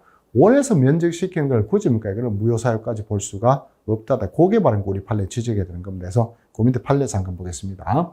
우리 의원 면직이죠. 원해서 나가는 것도 살펴 쓰는 겁니다. 의원 면직은 사직 의사를 수리하는 이건 적극적이라기보다는 소극적이죠. 예를 들면 직권 면직 같은 건 적극적으로 잘라버리는 거니까 적극적 행정을 볼 수 있겠지만 의원 면직은 소극적 행정에 불과하죠. 불가하기 때문에 당의 공무원의 사직 의사를 확인하는 또 확인 행위에 불과하죠. 확인적 행정에 불과하고, 그다음 재량 여지가 거의 없습니다. 그러니까 원하면 내보내줘야 되겠죠. 내보내줘야 되니까 재량 여지가 거의 없기 때문에 이게 남용이죠. 남용했다 하더라도 일반적인 행정행위하고는 좀 다르게 보는 게 맞겠다 해서 같이 볼 필요는 없겠다 이렇게 보는 거죠. 그래서 얘는 비록 요청에 의해서 했다 하더라도 이거는 중대 명백한 하자로 보지는 않습니다. 그래서 이거는 무효사유가 아니라더라고 그렇게 정리를 해두시면 됩니다. 자, 그러면 우리 19번 문제 보겠습니다. 부관 문제는 굉장히 쉬운 문제죠. 그래서 우리 처분에죠. 처분에 재량이 없는 거죠. 재량이 없으니까 우리 기속행위를 이야기합니다. 기속행위의 경우는 법률에 근거가 있으면 부관을 붙일 수가 있죠. 붙일 수가 있으니까 1번적으로 틀렸다고 보시면 되겠고, 그 다음에 우리 일단 개념 잘못됐네, 그죠? 불확실한 사실이죠. 불확실한 사실에 의존하는 것은 우리 기한이 아니라 이건 조건이죠. 조건이니까 2번적으로 틀렸다 보시면 되겠고, 그다음 장래의 사실이라 하더라도 그것이 장래에 반드시 실현되는 사실이니까 확실한 사실을 이야기하는 거죠. 확실한 사실. 확실한 사실을 이야기하는 거고, 실현되는 시기가 비록 확정되지 않았다. 이게 바로 불확정기한입니다. 불확정기한. 불확정기한. 수업 시간에 제가 그 사례를 드렸죠. 아버지가 내가 죽고 나면 내 재산을 네한테 주겠다 이렇게 하는 거. 아버지가 죽는 건 기정사실이죠. 기정사실인 거는 실현되는 사실입니다. 실현되는 사실이지만 언제 돌아가실지를 알 수가 없기 때문에 시기가 확정되지 않았죠. 그래가지고 우리는 불확정기한 이렇게 설명하는 거죠. 이게 불확정기한은 학생들이 좀 헷갈릴 수 있으니까 이 개념을 묻게 된 겁니다. 그래서 확정되지 않았다. 이건 조건이 아니라 뭐가 됩니까? 기한이 됩니다. 기한이 되니까 3번 좀 틀렸다고 보시면 될 것 같고, 그 다음에 행정청이 종교단체에 대해서 기본재산 전환 인가를 함에 있어서 인가 조건을 부과합니다. 조건을 부과하고 조건이 이행되지 못했을 때는 인가를 취소할 수 있도록 하는 거죠. 그건 뭡니까? 언젠가는 어떤 사고가 생기면 그때 우리가 효력을 날려버릴 수 있는 권한을 미리 만들어둔 거죠. 이게 바로 철회권의 유보가 되는 겁니다. 그래서 여기 마지막에 있는 요 지문이 맞는지인가 그렇게 보시면 될 것 같습니다. 그 다음에 행정절차법상 우리 처분에 관한 건 늘 봤었죠. 늘 봤는데 적절한 건데 우리 의견 제출은 반드시 10일 이상을 줘야 되죠. 줘야 되니까 1번 두 번 할 필요 없이 맞는 내용으로 보시면 되겠고, 그럼 정당한 처리 기간 내에 처리하지 아니하였을 때에도 신청이 냈습니까? 행정청 또는 그 감독행정청에 신속한 처리를 요청할 수가 있습니다. 정당한 처리 기간 내에 처리를 안 했기 때문에 요청할 수 있죠. 없다는 게 이게 잘못됐다고 보시면 될 것 같고, 두 번째, 이것도 많이 봤었죠. 우리 처분을 구하는 신청은 구두로 안 되죠. 문서로만 가능하다더라 해서 3번 지금부터 틀렸다 보시면 되겠고, 그 다음에 인허가 등의 취소 처분이 좀 안 좋은 거죠. 안 좋은 거는 공청회가 아니라 청문 절차죠. 청문 절차. 그래서 이거는 청문이 들어가는데 보시면 되겠죠. 이런 것들은 행정 절차법이 굉장히 쉬운 문제 중에 하나입니다. 그래서 20번 문제는 1번만 맞는 지역으로 그렇게 정리하시면 됩니다. 그러면 정보공개법도 우리 지난번에 판례 나와서 좀 어렵게 나왔죠. 이번에 굉장히 조문 문제가 나와서 좀 쉽게 나왔습니다. 그래서 말로서도 가능하다 했죠. 뭐 더 이상 볼 필요도 없는 그런 내용이 되는 거고. 그럼 전자적 형태도 많이 말을 했었죠. 전자 형태로 보유 관련 정보에 대해서 전자적 형태로 공개해주고 요청할 때 그때 그 정보의 성질상 현저히 곤란한 경우를 제외하고는 요청에 따라주는 게 맞겠죠. 그래서 요청에 따라야 한다고 했으니까 여기는 2번 지금도 맞는 지역이 되는 거고. 그 다음에 이거는 많이 봤던 거죠. 청구인이 부담합니다. 3번에 더 이상 볼 필요도 없게 되는 거고. 그럼 정보 공개 결정을 한 경우에 그때 청구인이 사본 또는 복제물의 교부를 요구할 때 그때입니까? 원하는 경우는 주는 게 맞겠죠. 그래서 교부는 의무입니다. 그래서 교부는 하야한다. 그래서 마지막에 있는 질문도 맞는 질문이라 보시면 됩니다. 쉬운 문제죠. 질서 위반 행위 규제법 이것도입니까? 이 난이도를 조정해야 되면 다 문제를 어렵게 낼 수 없으니까 쉬운 문제를 주게 되는 겁니다. 이게 바로 거기 있는 내용이 되는 거죠. 우리 범죄의 성립과 처벌하고 똑같은 거죠. 그래서 질서 위반 행위 성립하고 과태료 처분이죠. 과태료 처분은 당연히 행위시법주의가 적용되니까 1번 지금 맞는 질문으로 보시면 되겠고, 그 다음에 심신장애에서 행위 옳고 그른 판단 능력이 없거나 없거나 또는 그 판단에 따른 행위를 할 수 있는 능력이 없는 자 이렇게 되기 때문에 이거는 심신상실에 해당되죠. 심신상실에 해당되기 때문에 이는 감경하는 것이 아닌 과태료를 부과하지 않는 절차로 가는 거죠. 그래서 2번 질문 잘못됐다 보시면 되겠고, 그 다음에 이 법은 대한민국 영역 밖에 있는 질서 위반 행위를 한 대한민국 국민한테도 적용되는 거죠. 이게 바로 속인주의다 이렇게 설명했으니까 3번 질문도 맞는 질문이 되는 거고, 그다음에 이 법률에 따르지 아니하고는 어떠한 행위도 질서 위반 행위로 과태료를 부과하지 않는데 이것도 우리 많이 봤던 질문이죠. 그래서 정답은 2번 쉽게 나오는 문제입니다. 그래서 쉬어가는 문제 그런 내용이죠. 23번 보겠습니다. 우리 경찰 공무원 분류 및 관계에 대한 설명으로 가장 적절하지 않은 것 틀린 건 찾아라 이 말이겠죠. 우리 경과 이번에 바뀌었죠. 바뀌었으니까 문제가 나온 겁니다. 경과별로 직무의 종류를 규정하고 있으며 수사경과, 우리 보안경과란 말이 안보수사경과로 바뀌었고, 그다음에 항공경과, 정보통신경과에 속하지 아니한 직무를 우리 뭐라 부르니까 일반 경과다 이렇게 부르고 있으니까 1번 질문은 경과의 개념에 대한 설명이니까 맞는 질문이다 보시면 되겠고, 그 다음에 국적법에 따른 복수국적자 있죠. 복수국적자는 뭡니까? 우리 일반 공무원 될 수 있지만 경찰은 될 수 없죠. 그래서 경공법입니다. 그래서 경찰공무원법에 따랐을 때 그때는 결격 사유에 해당한다 그랬으니까 2번 질문도 당연히 맞는 질문도 보시면 되겠고, 그 다음에 경정이하죠. 경정이하의 경찰 공무원은 경찰청장이죠. 경찰청에 임명을 하는데 우리 신승면이겠죠. 신승면이 있으니까 신규 채용하고 승진 임명하고 면직이죠. 면직은 우리니까 그 대통령 임명하니까 경찰청장이 제청하고 국무총리를 거쳐서 대통령 임명한다 했으니까 여기 있는 3번 질문은 맞는 질문을 보시면 되겠습니다. 그 다음 우리 15 임용 경찰 공무원이죠. 15 임용 경찰 공무원 신분 보장이 안 된다 했죠. 안 되기 때문에 잘릴 수 있습니다. 그래서 생활 기록이죠. 생활 기록이 극히 불량할 경우도 면직 대상에 들어가지만 당연히 들어갑니다. 징계 사유죠. 징계 사유에 해당되는 경우에도 그러하지 않는 것이 안에 있다도 면직 대상이 된다더라 보시면 되겠습니다. 그래서 4번 틀린 질문. 이것도 뭔가 크게 어려운 문제는 아니죠. 자, 우리 24번 문제 보니까 이게 여러분들 좀 헷갈리는 그 문제 중에 하나죠. 대화 중 가장 적절하지 않은 설명이 이렇게 되는 거죠.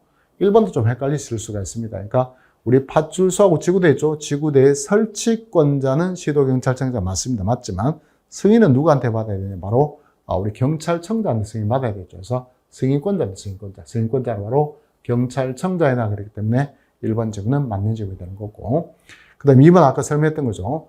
우리 경찰청장하고 그 다음에 이 국가수부분장은 중임할 수 없다 이렇게 돼 있고,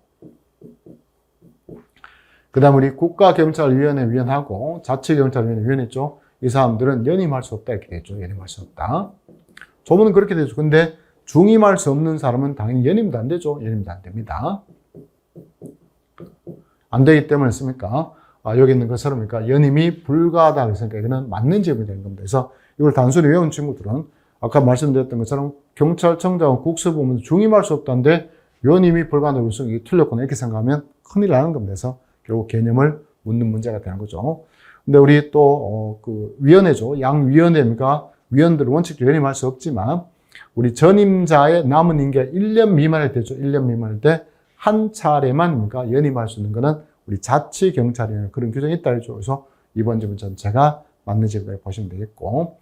그다음 가정폭력 사건이 있겠죠. 우리 가정폭력 사건이 그러니까 자치경찰 사무에 들어간다 그랬습니다. 그래서 우리 경찰법에 따르죠. 경찰법에 따르면 가정폭력 예방은 바로 자치경찰 사무에 들어가죠.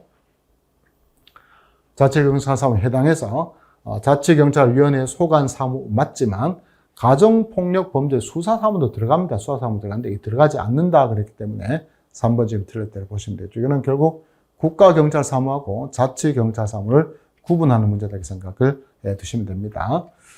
자, 그 다음에 4번에 보니까 한국의 자치경찰 제도는 법률이죠. 법률에서 자치경찰사무하고 국가경찰사무 구분하고 있다. 이게 바로 경찰법을 이야기하는 거고. 그럼 자치경찰사무를 담당하는 경찰관의 신분은 기존 그대로였습니까? 국가공무원이 맞습니다. 맞지만 단 우리 제조입니까? 자치경찰단이죠. 이 소속되는 사람들 있겠죠? 이 소속되는 사람들은 오리지널 자치경찰이기 때문에 이거는 지방공무원이죠. 지방공무원의 신분을 가지고 있다 해서 마지막에 있는 4번 질문도 맞는 질문이 되죠. 그래서 3번만 틀렸다 보시면 됩니다. 경찰 통제 문제 있죠. 이것도 마찬가지 제가 문제를 풀어서 낸다 그랬죠. 풀어서 내니까 이것들 확인을 해 두시면 되는 겁니다. 그래서 경찰이 보유 관리하는 정보는 알 권리를 보장하기 위해서 정보공개법이 정하는 바에 따라서 적극적으로 공개한다 그랬죠. 이 조문에 들어있죠. 그래서 적극적으로 공개하는 게 우리 조문에 명시되어 있으니까 기억번 질문은 맞는 질문을 보시면 되겠고.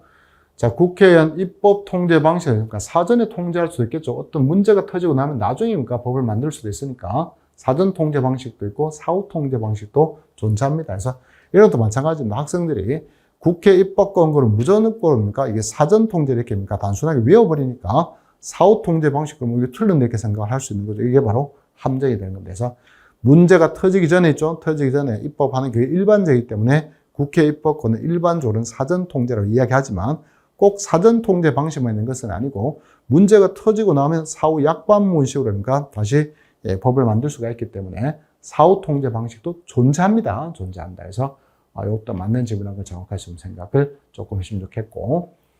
그 다음에 중앙행정심판위원회, 그러니까 행정기관이니까 행정부의 통제 맞죠? 맞지만 국정조사라든지 국정감사에는 국회가 하는 거죠.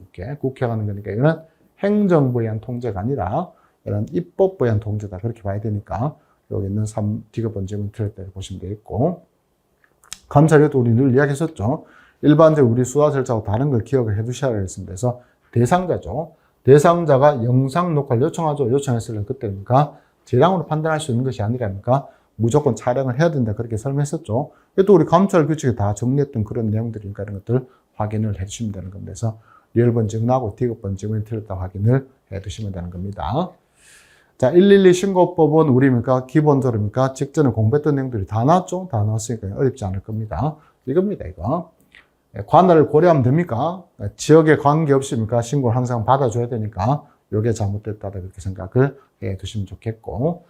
그 다음에 경찰청장 등은 신고를 처리하는 과정에서 위급한 상황이 발생하죠. 발생해서 생명신체 맞습니다. 위험하게 할 것으로 인정할 때 그때 일정 구역을 정해서 그 구역에 있는 사람한테 구역 밖으로 피난할 것을 명할 수 있도록 그렇게 조문이 들어있죠. 들어있으니까 이것도 맞는 질문으로 보시면 되겠고. 우리 바뀐 법이나 시행령에 따르면 지금 경찰청도 들어가죠.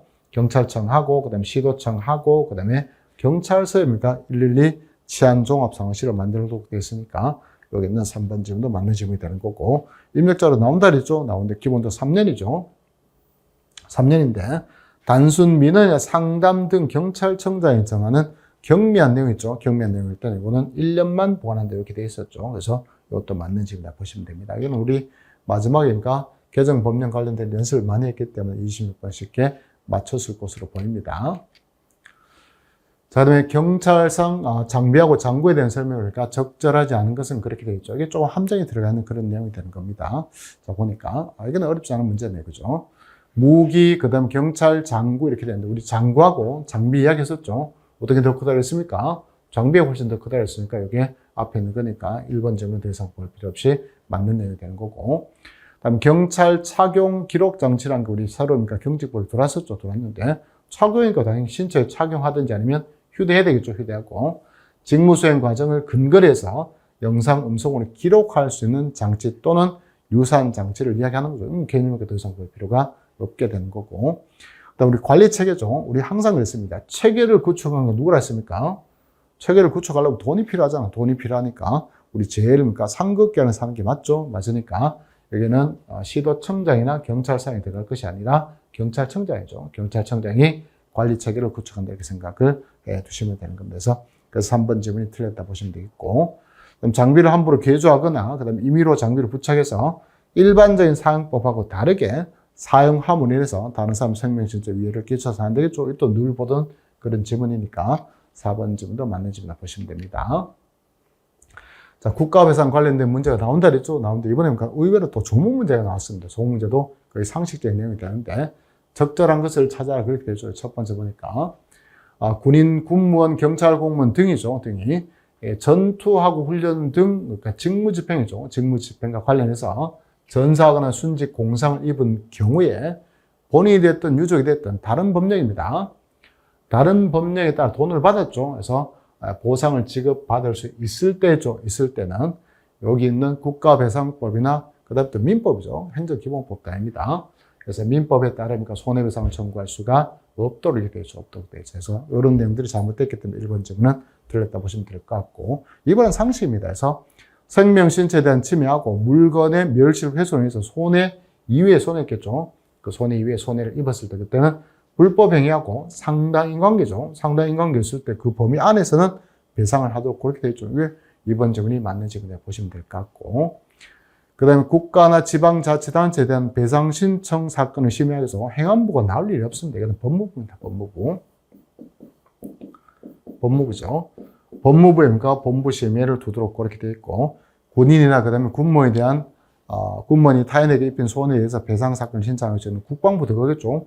국방부에 들어오는데 이거는 행안부가 들어갔기 때문에 3번을 틀렸다 보시면 되겠고 송달의 일반적인 원칙들은 전부 다 민소법에 규정되어 있습니다. 그래서 민사소송법에 규정되어 있기 때문에 이거는 민소법에 이렇게 바꿔야 되니까 행정소송법이 잘못됐죠. 이게 조문 문제가 나오게 됩니다. 그래서 앞으로는 국가배상법도 그러니까 조문은 좀 정리를 해 두실 필요가 있어 보입니다. 그래서 28번 문제는 그렇게 정리를 해 두시면 될 것 같고 그 다음 우리 정책 결정문이 나온다 그랬죠. 그래서 어떤 친구들은 특히 다른 학원의 경우에는 이게 간부 문제지 우리 순경 채용 문제는 아니다 그렇게 이야기를 한다 그러는데 간부 문제하고 순경 채용 문제 구별이 없습니다. 그래서 언젠가는 나온다 그랬죠. 나왔습니다. 너무 쉽게 나와서 좀 아쉬울 따름입니다. 그래서 우리 고도의 합리성 이런 단어가 들어가고 그다음에 뭡니까 완전한 정보 이런 게 들어가죠. 그래서 우리 완전하게 어떤 문제를 정확하게 파악하고 그다음에 충분히 대안을 다 검토하고 그다음에 어떤 그 제약 조건이 없는 상태에서 우리 선택하는 걸 가지고 우리는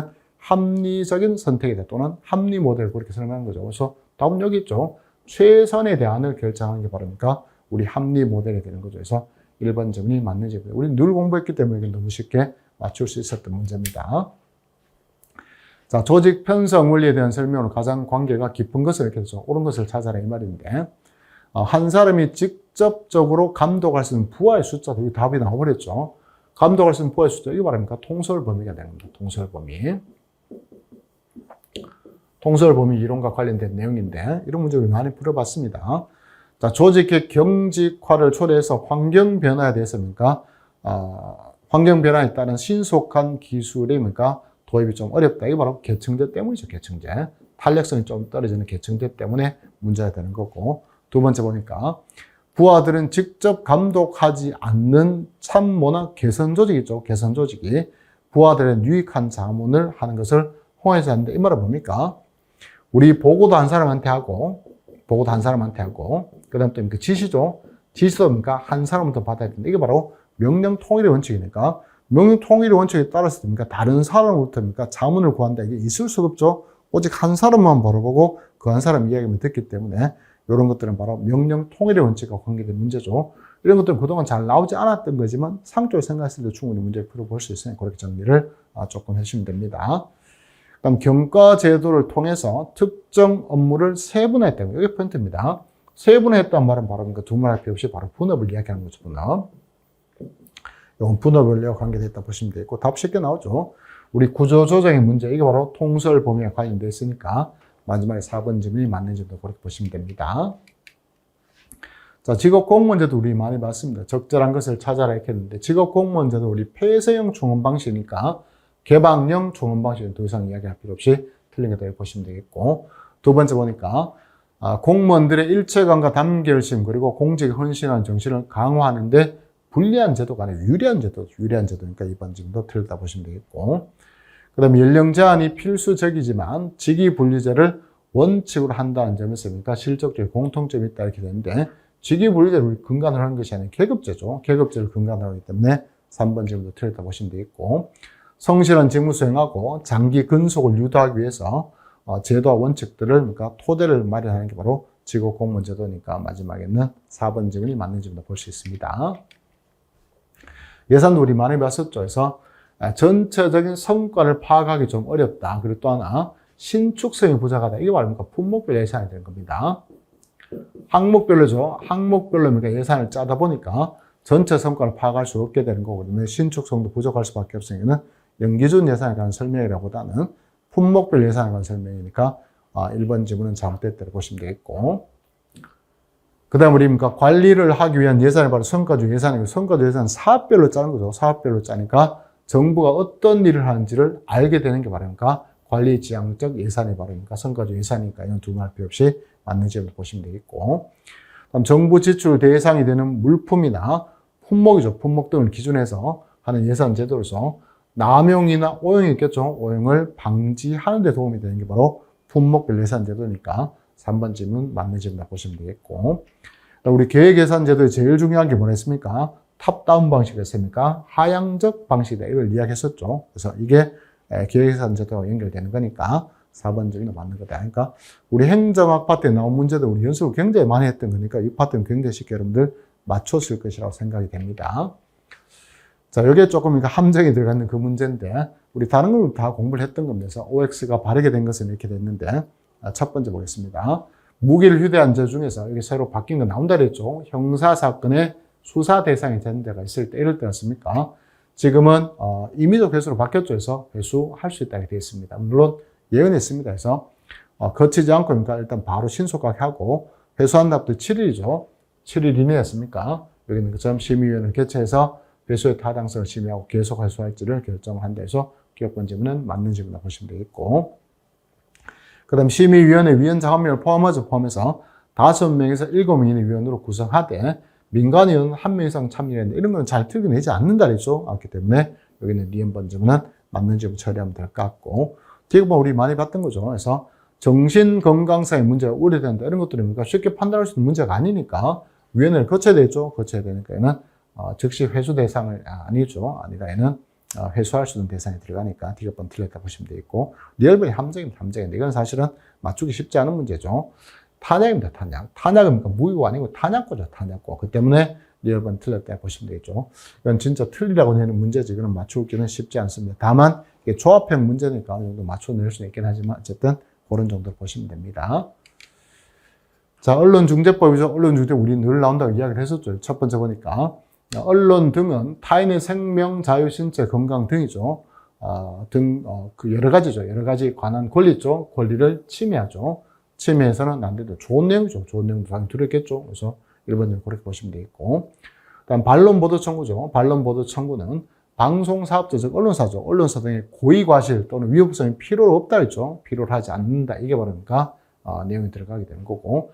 진실 여부와 상관없이 하는 게 뭐였습니까? 바로 우리 반론보도 청구를 했으니까 이번 질문도 당연히 맞는 질문 이렇게 이야기를 하면 될 것 같고. 세 번째, 범죄 혐의가 있거나 형사상 조치를 받았다고 보도 또는 공표된 자가 형사절차 무죄났죠. 이게 바로 뭡니까? 추후보도 청구죠. 추후보도 청구는 뭡니까? 이슬날부터 6개월 조건은 필요 없고 안날로부터 3개월 조건만 있으면 된다 했죠. 그러니까 여기 있는 3번 질문 맞는 질문이 되는 거고 4번째가 기산점 바꿔낸다 했죠. 우리 3일, 7일인데 이 7일 기준은 뭡니까? 협의가 있었던 날이 아니고 뭡니까? 얘는 기본적으로 청구를 받은 날부터 실시돼. 이거 늘 강조했었죠. 교수들이니까 숫자보다는 기산점 바꿔낸다 그렇게 얘기했기 때문에 4번 질문에 여러분들 충분히 확인할 수가 있을 것 같습니다. 자, 경범죄 처벌 아까 잠깐 설명드렸는데 일단 다른 걸 다 풀 수 있는지 한번 봅시다. 있지 아니한 범죄나 제사실을 공모하는데 거짓 신고죠. 거짓 신고하는 건 60만 이하죠.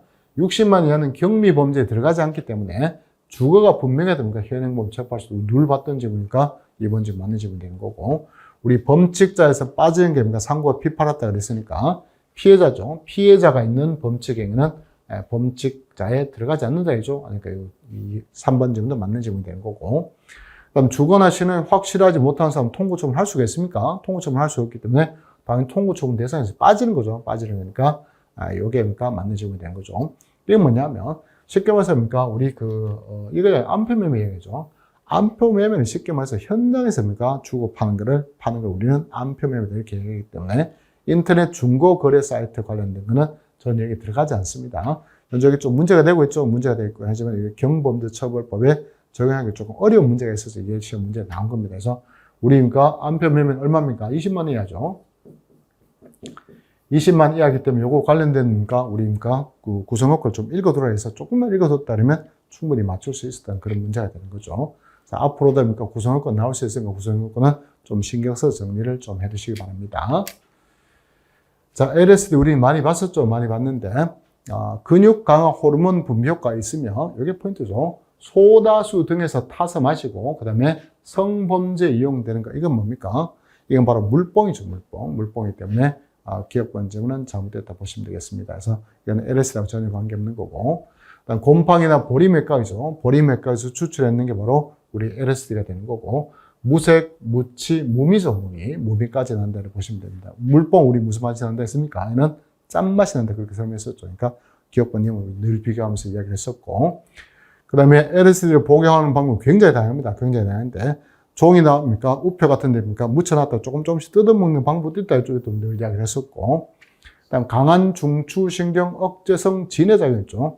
진해작용이 있는 건 바로 덱스트로메트로판이 되는 거니까 리을 번 질문은 틀렸다 보시면 되죠. LSD하고 연결이 없죠. 연결되지 않으니까 틀렸다 보시면 되겠고, 그다음 환각제 중에서 가장 강력한 성분이 있는 게 바로 LSD니까 얘는 플래시백 현상이 나타난다 했죠. 나타난다 했으니까 마지막에 있는 미연번 질문은 맞는 질문이 되겠죠. 또 우리 늘 공부했던 거니까 어렵지 않게 맞출 수 있을 것으로 보입니다. 그 다음에 우리 신상 정보 공개에 관한 법률도 우리 많이 연습했죠. 그대로 다 나왔습니다. 그대로. 그래서 검사하고 사법경찰관은 이 법상 신상 정보 공개 요건을 모두 갖춰야 되죠. 모두 갖춘 그런 중대범죄 사건의 피의자 얼굴 등이죠. 얼굴 등 공개할 수 있는데 문제는 피의자 미성년자죠. 미성년자일 때는 그때는 재량 아닙니다. 공개해서는 안 됩니다. 그래서 공개하지 아니한다 이렇게 되기 때문에 이런 재량 사항을 적어놨기 때문에 틀렸다고 생각을 해두시면 좋겠고, 그 다음에 검사하고 그 다음에 사법경찰관은 이 법상 신상정보 공개를 결정할 때 그때 여러 가지 것들을 종합 고려해야 되겠죠. 두말 필요도 없습니다. 종합적으로 고려를 해야 된다 했으니까 여기는 니은번 질문은 맞는 질문을 보시면 되겠고, 그 다음 이 법상 신상정보 공개 여부에 관해서 관한 사항을 심의하기 위해서 신상정보 공개를 둘 수다 했죠. 둘 수는 주체 누굽니까? 이 법무장관 들어가지 않습니다. 검사 단계에서 할 수 있으니까 총장이 들어가야 되고, 그 다음에 사법경찰관이 할 수 있으니까 경찰청장이 들어가셔야 되겠죠. 그래서 여기는 법무장관이 나올 일이 없으니까 그 D급번은 잘못됐다 보시면 되겠고, 다음 수사 및 재판 단계에서 신상정보 공개에 대해서 다른 법률 규정이 있더라 하더라도 그 법률에 따른 것이 아니라 이 법률에 따른다고 설명했었죠. 우리 늘 강조했던 게 뭐였습니까? 보통은 다른 법의 규정에서 그 법을 따르고 그 법의 규정 없을 때 이 법을 따르는 이렇게 돼 있지만 몇몇 법들은 이 법을 따르게 되죠. 그 대표적인 게 우리 좀 전에 공부했던 질서 위반 행위 규제법이 그 내용이 들어간다 했죠. 그런 것들 문제 나올 수도 있겠죠. 이런 것들이 바로 나오잖아요. 바로 나오니까 이런 것들을 자꾸 챙겨두셔서 생각을 해주셔야 됩니다. 그래서 수업 시간에 그렇게 강조를 했음에도 불구하고 기출이 되지 않았다는 이유로 그걸 등한시해버리면 새롭게 나오는 문제에 대해서 대응을 할 수가 없게 되는 것도 생각을 조금 하시면 되겠습니다. 자, 도로교통법상 이것도 암기 문제죠. 단순 암기 문제인데 이런 것들 그냥 한 문제 주는 겁니다. 그래서 우리가 또 두 문제를 땄었죠. 주차 터다 했죠. 주차 터다 그러면서 5명이 공구했다 했죠. 공구했다. 요거는 우리 정차는 되지만 주차가 안 되는 주차 금지 장소다 그렇게 설명했으니까 얘는 정차까지입니까? 되는 금지된 장소를 찾아라. 그렇게 됐으니까 주차 트다 5명이 공고했다 빼면 되죠. 빼면 되니까 나머지가 요 3가지가 그러니까 우리 주차뿐만 아니라 정차가 금지된 장소 이렇게 생각을 해 두시면 되죠. 얘는 공고 나왔죠. 공고 나왔고 그다음에 5m 나왔으니까 여기는 터널안하고 다리 위하고 여기는 마지막 리언번은 정차는 가능하지만 주차가 금지된 장소도 그렇게 정리하면 답은 니은, 디귿, 리을이 되겠죠. 그렇게 정리를 하시면 됩니다. 자, 집시법도 우리 개정되기 직전입니까? 바뀐 걸 다 설명을 드렸죠. 그 관련 내용들이 조금 섞여서 나온 게 있습니다. 그래서 첫 번째 보니까 확성 기등에 소음 있죠. 소음 없습니까? 누가 측정하느냐라고 했을 때 주차장하고 관련돼 없습니다. 그래서 관할 경찰서에 측정하는데 현장 경찰국은 측정할 수 있으니까 이게 포인트죠. 이 두 사람이니까 하는 거다 이렇게 생각을 해 두시면 됩니다. 1번은 그 때문에 틀렸다 보시면 되겠고 그 다음에 등가 소음도하고 최고 소음도를 측정하는 데 있어서 대상 지역 있죠. 대상 지역을 우리 첫 번째 레벨이 바르니까 주거지역과 학교 종합병원이고 두 번째 레벨이 공공도서관이고 세 번째 급학기 지역이죠. 이렇게 구분하는데 시간대가 주간 있죠. 주간 있고 야간 있는데 우로만 틀렸죠. 심야도 있습니다. 심야도 있기 때문에 주간과 야간으로만 그래서 틀렸다 보시면 되겠고 각각 차별적으로 뭔가 기준을 정하는 게 맞죠. 어쨌든 주간 야간만 있다 했으니까 2번 점 틀렸다 보시면 되겠고 그다음 등가 소음들은 원칙으로 10분이죠. 10분간 측정하는데 지난번에 바뀐 내용이 뭐였습니까? 우리 주거하고 그다음에 학교 종합병원하고 공공도서관까지죠. 얘들은 등가 소음들을 좀 보호한다는 측면에서 5분까지만 측정하도록 그렇게 되죠. 그래서 여기는 3번 질문도 맞는 질문을 보시면 되겠고 그 다음 확성기 등을 사용을 제한하는 규정 도입 취지에 따라서 신고 대상 집회 시위가 아닌 경우뿐만 아니라 1인 시위는 규제 대상에 들어가지 않습니다. 규제 대상에 들어가지 않기 때문에 소음 제한 규정을 적용하지는 않습니다. 그래서 아예 그러니까 규제 대상에 들어가지 않는 거기 때문에 적용될 수도 없다 그렇게 보시면 되죠. 그래서 정답은 3번에 한 것도 39번 확인할 수가 있을 것 같습니다. 자, 국제경찰 공조에 관한 게 나올 때 또 한번 설명드렸는데 이런저런 조문을 막 섞어놨습니다. 보니까 국제형사사법 공조하고 범죄인 인도죠. 이 동일한 법률이죠. 동일한 법률에 근거하고 있다 해서 뭐 기본적으로 같은 내용을 보시면 되겠습니다. 그렇게 보시고 그 다음에 두 번째 보니까 동일한 법이랑 근거 다르죠. 근거 다르니까 1번 좀 틀렸다 보시면 되겠네요. 그래서 적절한 것은 이렇게 되어 있는 거죠. 따로 있죠. 국제형사법 공조법이 있고 그다음에 범죄인 인도법이 따로 있으니까 동일한 법률 이게 틀렸다 보시면 되겠고 그 다음 공조한 내용이죠. 공조한 내용 한번 읽어두면 되죠. 당연히니까 우리 증거 수집 공조해야 되겠죠. 그리고 압수수색 검증은 또 공조해야 되겠죠. 당연히 공조 대상에 들어갈 수밖에 없습니다. 상식적인 내용이 되는 거죠. 이것도 마찬가지입니다. 제가 수업 시간에 일일이 읽으면 설명 안 했지만 공조법이 어떤 게 들어가는지를 한번 읽어드렸죠. 이게 뭐 그대로 나오게 되는 겁니다. 그렇게 확인해 주시면 좋겠고 3번 질문 보니까 국제형사경찰기구는 자국 내에 설치된 국가중앙사무국이 있습니다. 그걸 통해서 다른 나라의 국가중앙사무국과 국제범죄정보 및 자료를 교환하는 거 여기까지 맞죠? 여기까지 맞는데 얘들은 임의적 협조입니다. 임의적 협조이기 때문에 강제의 협조라는 단어가 틀렸다고 보시면 되겠고 그다음 인터폴에서 국제형사경찰기구를 해서 이 사람들이 수사관을 두고 이 사람들이 직접 수사하는 그런 기구는 아니라 했죠. 이것도 한번 설명했던 내용 우리 교과서에 다 들어있던 내용에서 얘는 예외적인 사안인 경우에 국제형사경찰기구 소속 수사관이 범인을 체포하거나 구속할 수도 있다. 이게 틀렸습니다. 그래서 이게 잘못됐다고 보시면 되겠죠. 이렇게 해서 문제 정리를 끝내도록 하겠습니다. 자, 우리 앞으로 이제 어떻게 공부를 해야 될 거냐라고 앞에 이미 다 설명을 드렸는데 다시 한번 강조합니다. 쓸데없는 두 문자를 따서 있죠. 따서 점수를 맞을 생각은 절대 해서는 안 됩니다. 그리고 그렇게 이야기하시는 분들 말도 들어서는 안 됩니다. 그래서 내용을 정확하게 있죠. 정확하게 이해를 하는 게 제일 중요합니다.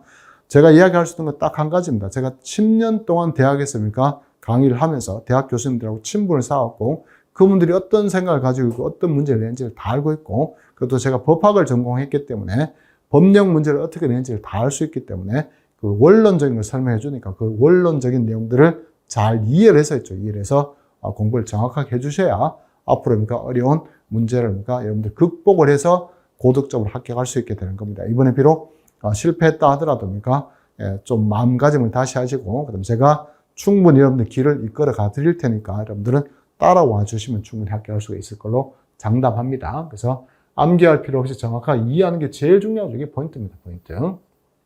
그럼 또 하나 생각을 자꾸 해봐야 됩니다. 그래서 여러분들 사고력 시험이다. 사고력 시험인데 그렇게 말을 많이 했다. 근데 사고력 시험을 대비하면 결국 생각을 할 수밖에 없습니다. 생각을 많이 해서 사고를 좀 형성해야 되죠. 형성하고 사고로 형성되고 정확한 이해를 했다 그러면 당연히 사례 문제도 풀 수 있게 됩니다. 그렇게 확인을 좀 해주면 좋겠고, 그리고 여러 가지 시험이 좀 새로운 유형의 문제가 나왔을 때 이제 이런 문제는 앞으로 나오지 않을 거라고 배척하지 말고 이런 유형의 문제도 충분히 나올 수 있다는 그런 전제 있죠. 그런 전제에서 공부를 해 두셔야 됩니다. 그래서 새로운 유형을 대비를 좀 해두시면 되겠죠. 어쨌든 정확한 이해를 통해서입니까 우리 충분히니까 100점을 받을 수 있도록 그렇게 공부를 앞으로 지도를 해 드리도록 하겠습니다. 다시 한번 강조합니다. 절대 암기해서는 안 되죠. 안 되고 정확하게 이해를 했다 그러면 충분히 범위를 줄여갈 수 있는 그러니까 수업을 해서 여러분들 합격의 길로 안내해 드리도록 하겠습니다. 자, 필요한 일이 있으면 언제든지 상담이나 면담을 통해서 여러분들 도움을 받으시고 앞으로 경찰학은 믿고 따라와 주시면 그 믿음에 보답해서 반드시 여러분들 1차 시험은 합격을 시켜드리도록 제가 최선을 다하겠습니다. 자, 오늘 해설 강의는 여기까지 하겠습니다. 감사합니다.